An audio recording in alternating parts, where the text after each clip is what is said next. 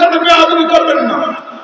যারা 30 পারা কোরআনের প্রথম থেকে শেষ পর্যন্ত প্রতিটা হরফ, কোথায় গুন্না, কোথায় ইকফা, কোথায় একালিফ, কোথায় চার আলিফ, যারা সিনার ভিতরে ধারণ করতে পারে, ডক্টর ইঞ্জিনিয়ার হওয়া তাদের কাছে একদম নাথিং ব্যাপার, একদম নাথিং ব্যাপার। বুখারী যারা নওকুল দরবারে রাখতে পারে, তিরমিজি যারা পড়াতে পারে, এদের শত শত লেখার কিতাব যারা মাথায় রাখতে পারে, এদের কাছে ডাক্তার ইঞ্জিনিয়ার হওয়া একদম নাথিং ব্যাপার। রাসূল বলছেন, মান আকরামা আলিমান ফাকাল্লামা আকরামান 70 নবিয়ান, যে ব্যক্তি আমার একজন আলেমকে সম্মান করলো, সে যেন বনি ইসরাঈলের 70 জন নবীকে সম্মান করলো। খবরদার আলেমদের সাথে বেয়াদবি করবেন না। আপনাদের কষ্ট হচ্ছে প্রিয় ভাই? আব্বাস রাদিয়াল্লাহু তাআলা রাসূলের চাচা, রাসূলের বয়সে নবীজির বড়, বয়সে নবীজির। সাহাবীরা তাকে একটু বুদ্ধি করে ধরছে, গো আব্বাস কি বলেন তো, আপনি বড় নাকি আমাদের নবীজির বড়? কিন্তু হযরত আব্বাস কত চালাক এবং জবাব দিচ্ছেন কত বড় ভদ্রতার সাথে। قال আব্বাস রাদিয়াল্লাহু তাআলা আনহু, জিতু আউয়ালান ওয়ালাকিন্নাহু আফদাল মিন্নি, আমি পৃথিবীতে প্রথম এসেছি কিন্তু তার সাথে আমার তুলনা হয় না। আর সে আমার নবী, আমি তো সাহাবী, আমার থেকে তার মর্যাদা অনেক অনেক অনেক অনেক অনেক গুণ বেশি। যখন না সুবহানাল্লাহ। আজ খোদা খায় তৌফিক আদাব, আল্লাহ তুমি আমাদের আবাদ হওয়ার তৌফিক দাও, কেননা বেয়াদব মাহরুম ফজলিল্লাহ, বেয়াদব আল্লাহ রহমত থেকে বঞ্চিত, ঠিক না? ভাইরা আমার, রানী বলছেন ইন্নাহু মিন সুলাইমান, ওই চিঠি দিয়েছেন যিনি, সম্রাট সুলাইমান তিনি। ওয়া ইন্নাহু বিসমিল্লাহির রহমানির রহিম, আর চিঠিটা শুরু করা হয়েছে বিসমিল্লাহ দিয়া। বোঝা গেল বাংলাদেশের সংবিধানে বিসমিল্লাহ উড়ে এসে চিল, জুড়ে দখল করে নাই বিল। এই বিসমিল্লাহ তখনও ছিল, এখনো আছে, ভবিষ্যতেও থাকবে। শুধু থাকবে না তারা, বিসমিল্লাহকে উৎখাত করতে চাইবে যারা। বাংলাদেশের একজন বুদ্ধিজীবী ছিলেন, নাম তার শাহরিয়ার কবির। মানুষজন দুষ্টামি করে মুরগি কবির। স্বাধীনতার যুদ্ধের সময় পাকিস্তানের ক্যাম্পগুলোতে দেশি মুরগি সাপ্লাই করেছিল যে শাহরিয়ার কবির ছিল। 116 জন আলেমের তালিকা তৈরি করে বিভিন্ন এম্বাসিতে জমা দিয়েছে। এখানে আমার সিরিয়াল নাম্বার 25। কত নাম্বার? 25 নাম্বার। এই আমাদের বিরুদ্ধে তালিকা তৈরি করেছিল শাহরিয়ার কবি। ও দুর্গুণে দক্ষিণবঙ্গের একমাত্র বক্তা, আমার নাম ধরা পড়ল। এই শাহরিয়ার কবিরের সারা জীবনের বক্তৃতা ছিল বাংলাদেশের সংবিধানে বিসমিল্লাহ থাকতে পারবে না, কিন্তু সংবিধানে বিসমিল্লাহ ঠিকই আছে, শাহরিয়ার কবির কারাগারে গেছে, ঠিক না? এই বিসমিল্লাহ তখনও ছিল, এখনো আছে, ভবিষ্যতেও থাকবে। শুধু থাকবে না তারা, বিসমিল্লাহকে উৎখাত করতে চাইবে যারা। ইন্নাহু মিন সুলাইমান ওয়া ইন্নাহু বিসমিল্লাহির রহমানির রহিম। এই চিঠি দিয়েছেন যে সম্রাট সুলাইমান সে, আর এই চিঠি শুরু করা হয়েছে বিসমিল্লাহ দিয়া। এইবার চিঠির ভূমিকা শেষ হলো, মূল বক্তব্য, আল্লাহ তাআলু আলাইয়া, তোমরা আমার অবাধ্য হইও না, আমার কাছে ওয়াতুনি মুসলিমিন, আমার অবাধ্য হইও না, আমার কাছে এসে আত্মসমর্পণ করো, মুসলমান হও। ক্বালাত ইয়া আইয়ুহাল মালাউ আফতুনি ফি আমরি মা কুনতু কাতিআতান আমরান হাত্তা তাশহাদু। বিলকিস ডাক দিয়ে কয়, মন্ত্রীরা,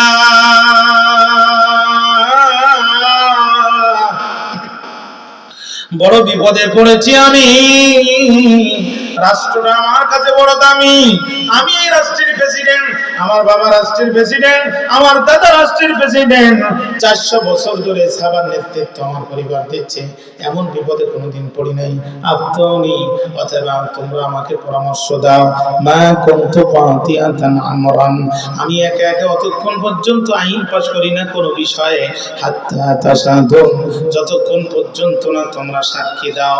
ও মন্ত্রীরা, এখন তোমরা বলো, ভাইরা আমার, প্রধানমন্ত্রী যদি সাধারণ মন্ত্রীদের কাছে পরামর্শ চায়, সাধারণ মন্ত্রী একটু আঙ্গুল ফুলে কলা গাছ হয়, ঠিক না বেঠিক বলে?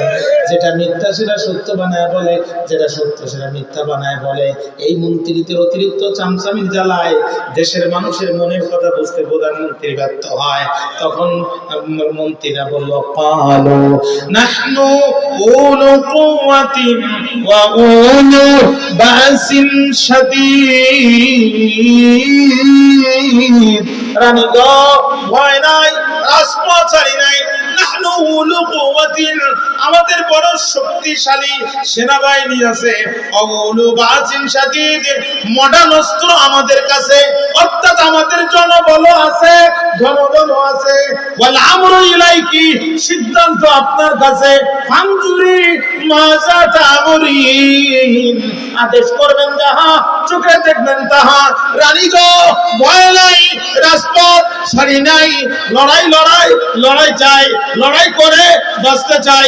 আপনি রানী, যেখানে আমরা আছি সেখানে রক্ত দিয়েছি, আরো দেব, তবে আমি যাব না, লোক পাঠাবো। কত বুঝেননি?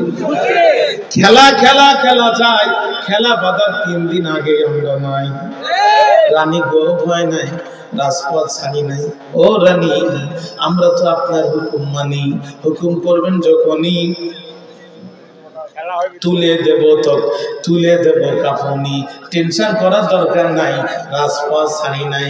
বিলকিস মনে মনে কয়, তোমাদের মুখের বক্তব্য আর মনের বক্তব্য এক নয়, কারণ আমার বাবার জানাজায় তোমাদের কাউরে পাই নাই। কথা বুঝেননি? কথা বুঝেননি? আমার বাবার জানাজায় লোক হইবে 11 জন, তার মধ্যে 4 জন ছিল হিন্দু। হিন্দু পর্যন্ত মুসলমানের মতো জানাজা পড়লো, তোমরা কেউ হাজির হইলে না। তোমাদের তো ভালো রকম চিনি, তোমরা তো তারা রডের বোতলে বাস ঢুকাইছো যারা, তোমরা তো তারা সিমেন্টের বোতলে বালু দিছো যারা, তোমরা তো তারা নিচতলার বালির 2 তলায় তুলতে পার বালিশে লক্ষ টাকা বহন খরচ নিয়েছো যারা, তোমরা তো তারা। কথা বলেন না কেন? তোমরা তো তারা কেসুনোর চাকা ঘোরাইছো যারা, তোমরা তো তারা এক সাথে হাজার হাজার কোটি টাকা পাচার করেছো যারা। অর্থাৎ তোমাদের ছেলে মেয়েরা থাকে বিদেশে, স্ত্রীরা থাকে বিদেশে, এই দেশে থাকো তোমরা, এই দেশের টাকা পাচার করে সেই দেশে পাসপোর্ট তোমরা কিনেছো। এখন সুলাইমানের বিরুদ্ধে যুদ্ধে নামাইয়া তোমরা আমার আগে যাওয়া ফালাইয়া, তোমাদের বুদ্ধি শুনিয়া আমার বাবাই গিয়েছিল বিপদে পড়িয়া, আমি তোমাদের বুদ্ধি শুনে বিপদে পড়তে চাই না। কারণ যে মহান সম্রাট একটা পাখি দিয়ে বিনা রাডারে আমার খাস কামড়ায় জেডি বানাতে পারে, ওই সম্রাট তো যেন তেন সম্রাট বলে মনে হয় না। খুব জায়গার মধ্যে চলে এসেছি, আপনারা কি ঘুমাচ্ছেন? মনোযোগ আছে আমার দিকে? খেয়াল করো। বিলকিস বলতো, মন্ত্রীরা শোনো,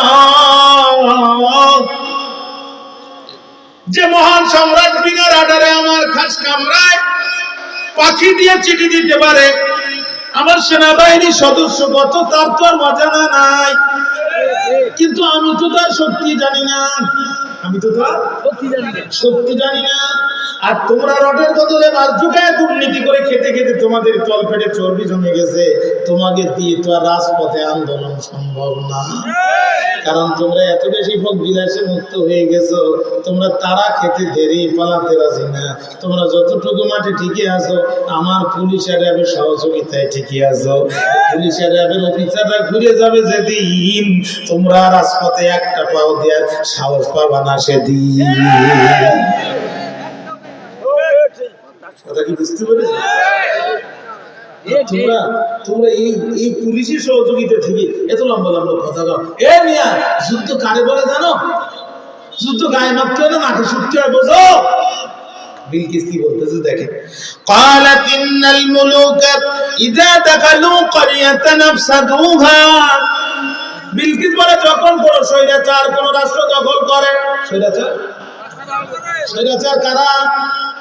এখানে একটা চেয়ার খালি আছে, আপনারা একজনকে বললেন যে আপনি চেয়ারে বসেন, কি করব? আমরা ব্রিজ পার হবো, আপনাকে টোল দিব, টাকা দিব। আমরা বছরে একবার জমির খাজনা দিব। রাস্তায় হুন্ডা ড্রাইভিং করব, আপনাকে লাইসেন্স ফি দিব, ড্রাইভিং লাইসেন্সের টাকা দিব, ইঞ্জিন ঠিক আছে কিনা ফিটনেসের টাকা দিব। বিদেশের সাহিত্য আপনার কাছে আসবে, রাস্তা খারাপ হবে যেখানে ঠিক করবেন সেখানে, যেখানে ব্রিজ কালভার্ট দরকার ওখানে দিবেন বারবার। শিক্ষকদের বেতন দিবেন, লেখাপড়া ঠিক রাখবেন, পুলিশের বেতন দিবেন, আইন শৃঙ্খলা ঠিক রাখবেন। মনে রাখবেন এ চেয়ার আমাদের আমানতের চেয়ার, 5 বছর পরে আমাদের চেয়ার আমাদের কাছে ফিরায় দিবেন। জনগণের দেয়া আমানতের চেয়ার নিয়ে বসে, জনগণের দেয়া আমানতের বন্দুক হাতে করে নিয়ে, শত্রুর বিরুদ্ধে বন্দুক না চালায়, জনগণের কাঁধের দিকে বন্দুক চালায়। 5 বছরের জায়গায় আমানতের চেয়ার 20 বছর ব্যবহার করে যারা স্বৈরাচার তারা। এটা বুঝে আসতেছে? আল্লাহ বলেন ইন্নাল মুলুকা ইযা দাখালু ক্বরিয়াতান আফসাদুহা দাখালু আই আখাযু। যখন কোন স্বৈরাচাররা যখন কোন রাষ্ট্রের দায়িত্ব জোর করে নেয়, আল্লাহও চায় না, জনগণও চায় না, জোর করে রাষ্ট্রের দায়িত্ব নেয়, আল্লাহ কয় তখন তারা 2টা কাজ করে। জোরে বলেন কয়টা? জোরে হলো না? আরো জোরে, আরেকবার। 1 নম্বর আফসাদুহা। আমার সাথে বলেন আফসাদুহা, বলেন আফসাদুহা। এবার বলেন সব শেষ। উপরে ফিটফাট, ভিতরে সদরঘাট, দেখতে পদ্মা সেতু, ডিম 1 পিস 16 টাকা। এর নাম আফসাদুহা। এর নাম কি? আফসাদুহা। একটা ছোট্ট উদাহরণ দিই। টিউনো সাহেব লিখে দিয়েছে স্কুলের সামনে পুকুর খনন বাবদ 1 কোটি টাকা বরাদ্দ। বিল পাস হয়ে চলে আসছে, টিউনো সাহেবেরও ট্রান্সফার হয়ে চলে যাওয়ার সময় আছে। পরে টিউনে এসে দেখে টাকাও নেই, পুকুরও নেই। আমি পড়ে যাবো বেকায়দায়। পরে টিউনো লিখে দিল স্কুলের সামনে পুকুর ভরাট বাবদ 1.5 কোটি টাকা বরাদ্দ। জাগার মাটি জায়গায় খেয়ে থেকে গেল, 2 টিউনো 2.5 কোটি টাকা খেয়ে গেল। এর নাম আফসাদুহা। এর নাম কি? সব শেষ। যেখানে রড দরকার সেখানে বাঁশ, আফসাদুহা। যেখানে সিমেন্ট দরকার ওখানে কাদা, আফসাদুহা। কমলাপুরে রেল স্টেশনে একটা সিঙ্গেল টয়লেটের ছাদ মেরামত করেছে 1.5 কোটি টাকা দিয়া, আফসাদুহা। সব শেষ। ডাক্তার রোগী অপারেশন করেছে, পেটের ভিতরে কেউ চিরিকে সেলাই করে দিয়েছে। পরে দেখা গেল যন্ত্রণা দ্বিগুণ হয়ে গেল। এক্সরে করে দেখা গেল পেটের ভিতরে কেউ থেকে গেল। এ ডাক্তার কখন পাস করেছে খোঁজ নাও তো, খোঁজ নিয়ে দেখা গেল করোনার সময় অটো পাস, আফসাদুহা। ডাক্তারও শেষ, রোগীও শেষ। আমার কথা বুঝতে পারেন? মনোযোগ আছে? আমার দিকে মনোযোগ আছে? সব শেষ, কিচ্ছু নাই, কিচ্ছু নাই। আগে দেখতাম আমাদের সিনিয়ররা যারা বিড়ি সিগারেট খাইতো, তারা মুরব্বী দেখলে পালানোর জন্য ব্যস্ত থাকত। এখন মুরব্বী দেখলে টান মেরে মুখের উপরে দেয়, তোমার কেরামতি শেষ, আমার কেরামতি শুরু, আফসাদুহা। সামাজিক ব্যবস্থা শেষ, কিচ্ছু নাই। দেখতাম আমার মায়েরা বলে পাশের গ্রামে বাবার বাড়ি, কিন্তু যখন যেত বোরকা জিলবাব মেকআপ পড়তো তো পড়তোই, ভ্যানে উঠে শাড়ি দিয়ে ভ্যানটাকে ঘিরে নিত, ঠিক না? এখন সেই ভ্যান ঘেরা তো দূরে গেল, মাথার নিকাব পড়ে গেল, বুকের জিলবাব পড়ে গেল, বোরকা খুলে গেল। আগে ওড়না মাথায় ছিল, এখন গলার উপরে দিল, কিছুদিন পরে আবার সেটা নিয়ে পিছন দিকে দিল। নদী এক জায়গায়, ব্রিজ দিচ্ছে আর এক জায়গায়, আফসাদুহা। কিচ্ছু নাই, সব শেষ। কথা বুঝলেন না? সব কি শেষ? 22,000 কোটি টাকা ব্যাংক থেকে পাচার হয়। আবুল মালে কয় নাথিং, ধোকা কোনো ব্যাপার না, আফসাদুহা। আপনাদের কষ্ট হচ্ছে, আমি শেষ করে দিচ্ছি। আমি বুঝতে পারছি আপনার বিরক্ত হয়ে যাচ্ছে। মনোযোগ আছে আমার দিকে? একটা আওয়াজ তো আল্লাহু আকবার। খেয়াল করেন, 22,000 কোটি টাকা বাজার হলে বলে নাথিং, ধোকা কোনো ব্যাপার না। বলেছে কেটা? আবুল মাল। আবুল, আবু শব্দের অর্থ হচ্ছে পিতা, মাল শব্দের অর্থ সম্পদ, দুইটা হচ্ছে মোদা মোদা ফেলে। আবুল মাল জুমালের মালের বাপ। ভারতের সাবেক অর্থমন্ত্রীর নাম ছিল এস.কে. বাল, কি বললাম? আর আমাদের সাবেক অর্থমন্ত্রীর নাম আবুল মাল। বহু হিসাব করে দেখলাম এই বালমাল দিয়ে রাষ্ট্র চলে না।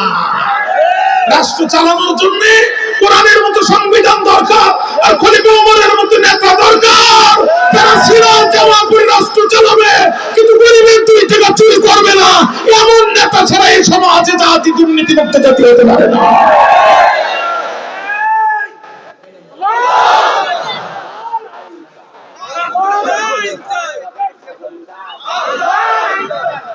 ঠিক না? ঠিক না? তাহলে স্বৈরাচারের কাজ কয়টা? জোরে বলেন। এটা বক্তব্য আমার না বক্তব্য আল্লাহ? 1 নম্বর আফসাদুহা। 1 নম্বর, কালকে যদি বাজারে জিজ্ঞাসা করে যে কিসের তাফসীর হয়েছে, বলতে পারবেন না? ডাইরেক্ট একবার ডাইরেক্ট আয়াত বলে দিবেন আফসাদুহা, সব শেষ। 2 নম্বর, ওয়াজালু আইজ্জাতা আহলিহা জিল্লাহ।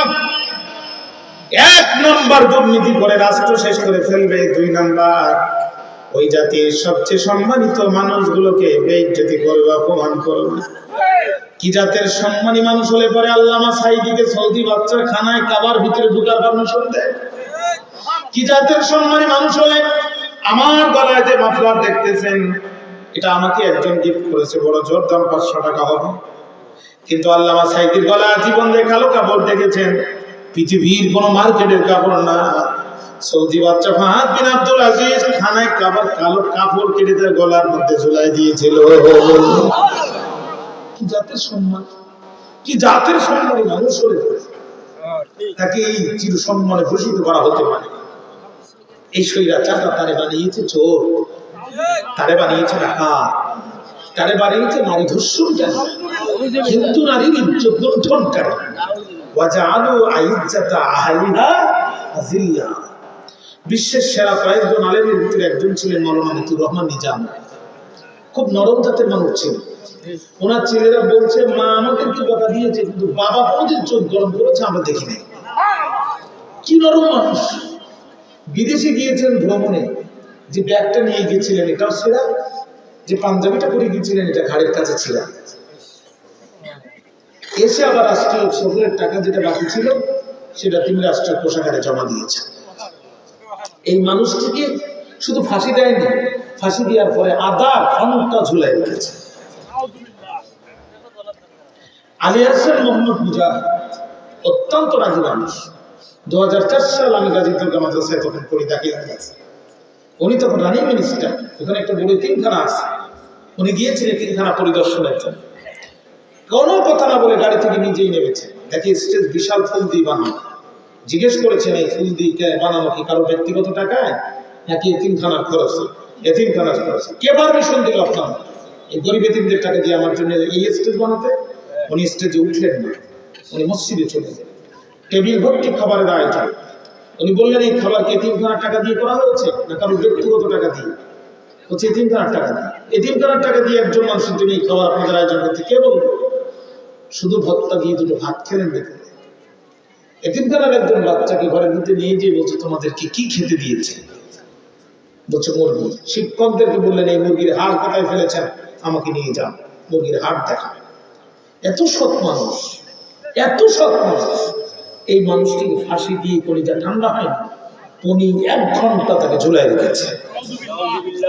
ওয়াজআলু আইজ্জাতা আহলিহা আযিল্লা। সবচেয়ে সম্মানিত মানুষগুলোকে বেইজ্জতি করবে, লাঞ্ছিত করবে। আবুল কালাম মোহাম্মদ ইউসুফ এদেশে যতগুলো আলেমের জন্ম হয়েছে তার মধ্যে অন্যতম একজন হাফিজ বেত্তা। নিখিল পাকিস্তান কলকাতা আলিয়া থেকে ডবল গোল্ড মেডালিস্ট প্রাপ্ত। অত্যন্ত লান্নার বাড়ি, আমাদের খুলনাতে বাড়ি। অত্যন্ত লান্নার আলেম মাওলানা আবুল কালাম মোহাম্মদ ইউসুফ, খুব বড় জাতের আলেম। তাকে চিকিৎসা না দিয়ে ধুকে ধুকে শাহাদাত বরণ করতে বাধ্য করেছে। ওয়াজআলু আইজ্জাতা আহলিহা আযিল্লা। রাষ্ট্রের সবচেয়ে সম্মানিত মানুষগুলোকে এরা বেইজ্জতি করবে, এরা লাঞ্ছিত করবে। وكذلك يفعلون